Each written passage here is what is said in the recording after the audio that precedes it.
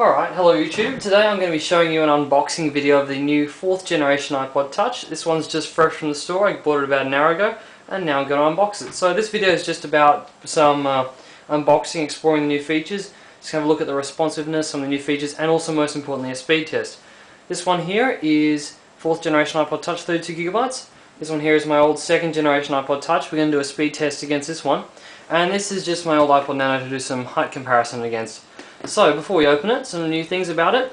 In comparison to the 2nd generation and 3rd generation ones, the new iPod Touch has got the Retina display, which has got 4 times the amount of pixels. It also includes 2 cameras. There's one in the front right here, as you can see, and there's another one in the back that allows you to do FaceTime and also camera. The camera on the back allows you to record 720p video, but also only 720p photos. It's not the 5 megapixel camera that you're expecting in the iPhone 4. This version runs full iOS 4.1, and as you can see it comes with it. See, there's a Game Center app right here. And yeah, you also come with the external speaker is now visible in a slot right here, as well as you have the regular 30-pin connector and microphone, headphone jack, sorry. This version, I know the 3rd generation iPods did come with the headphones with a microphone in them. This one hasn't, but it does have an inbuilt mic next to the rear camera, so you should be all set. Alright, now I know this one doesn't come with a polishing cloth, which is why I'm happy I got the 2nd gen, because it does, so I'm all set. But let's get the unboxing. So, let's peel off the top.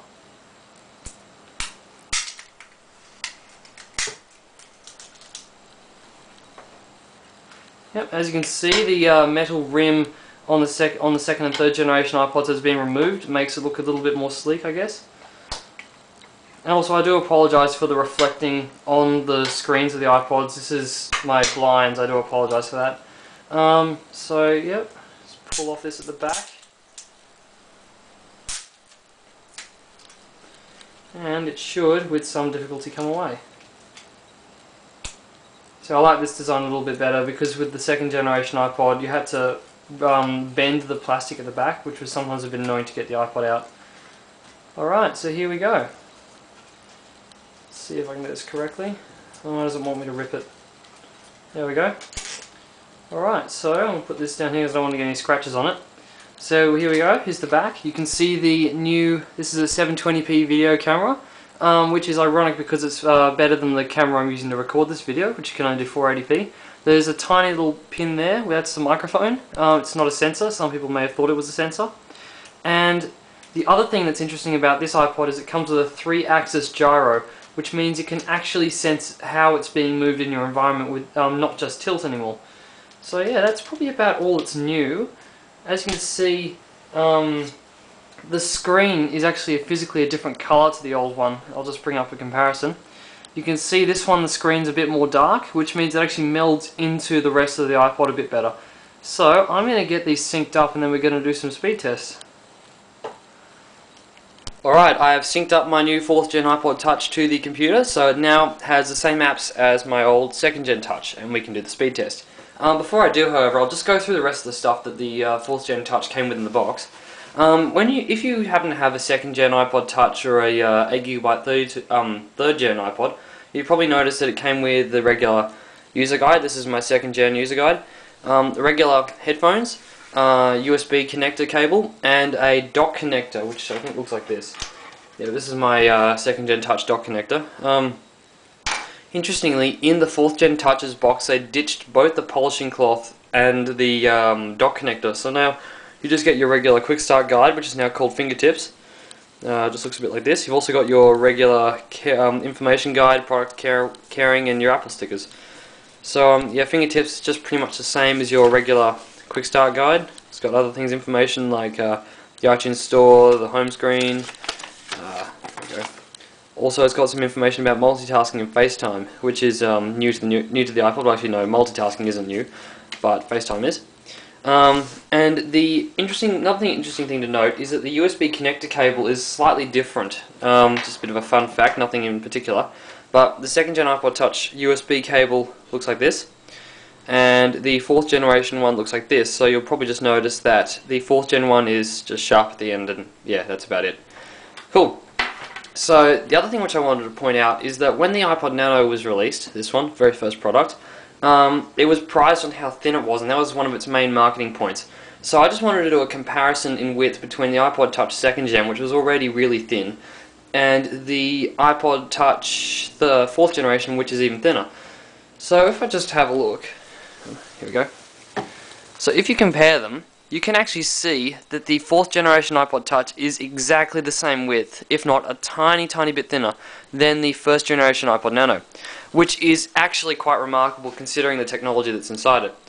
So other things, when we do the speed test, you'll notice a remarkable difference in speed because basically of the specs inside them. So the iPod Touch 2nd generation has got a 532 megahertz processor, whereas the iPod Touch 4 has got a Apple A4 processor, the same thing inside the iPhone 4 and iPad, which is about 1.06 gigahertz.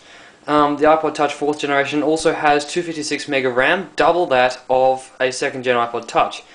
Interestingly though, many people thought it was going to contain 512 megs of RAM, which was the amount the iPhone 4 came with, but alas it didn't. Oh well. The other interesting thing to note is that the wireless window on the back of the Touch is now gone, as you can see here.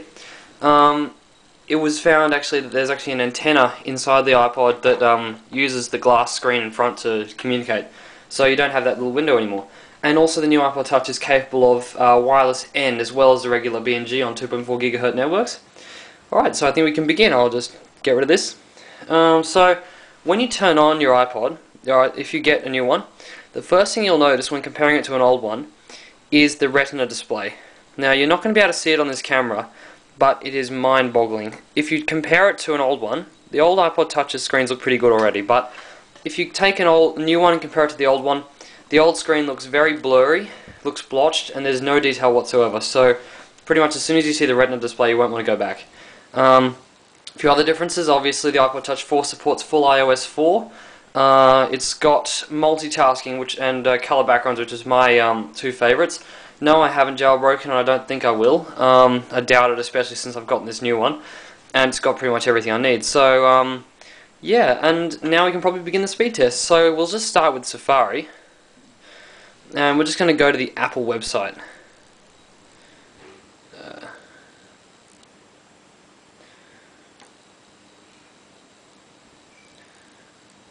Hang on, that one's already open. Hang on, I'll just close that. And we can we'll just go to the Apple website. Now I did delete the history, so it should not have anything in its cache.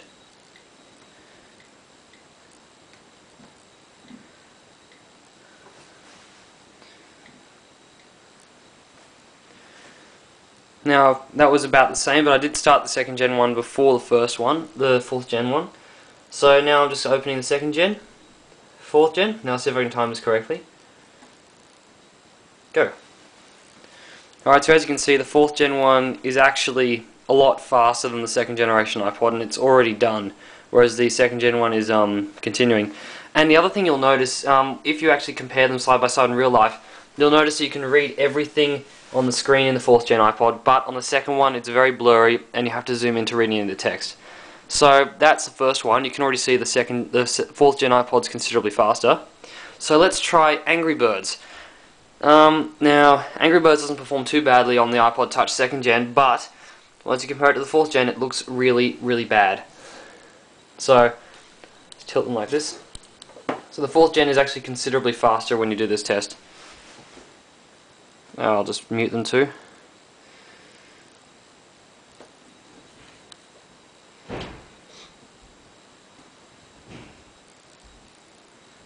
Oops.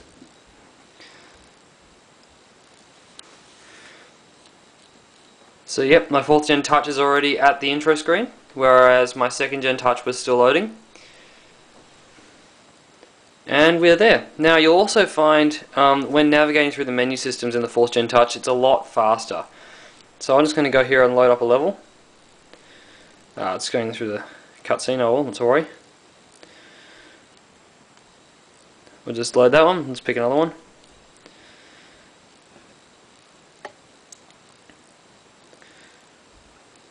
Alright, when this one's done. Cool, so when you pause this one, interestingly, the menu comes up pretty much instantly. On this one there's a considerable delay. So it's pretty much obvious how much faster the 4th gen touch is. Another interesting thing that I cannot get is that even though the frame rate on this one's higher, for some reason my 2nd gen touch will always close any app faster than any other iPod, and I just do not understand why.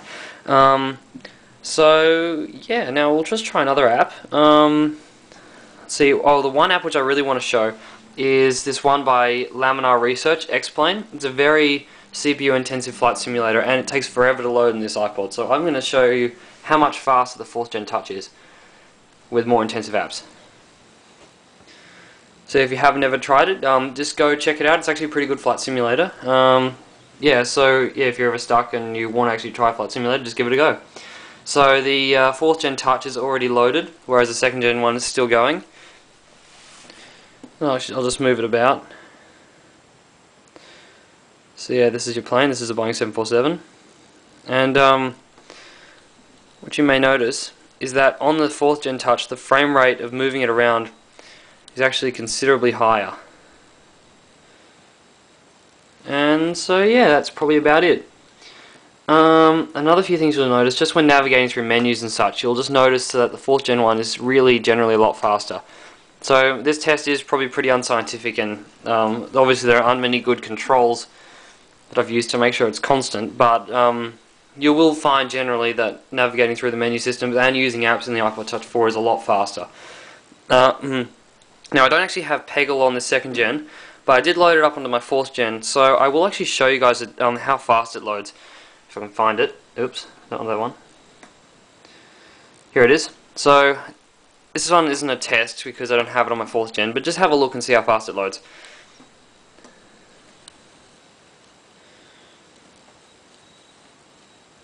There you go.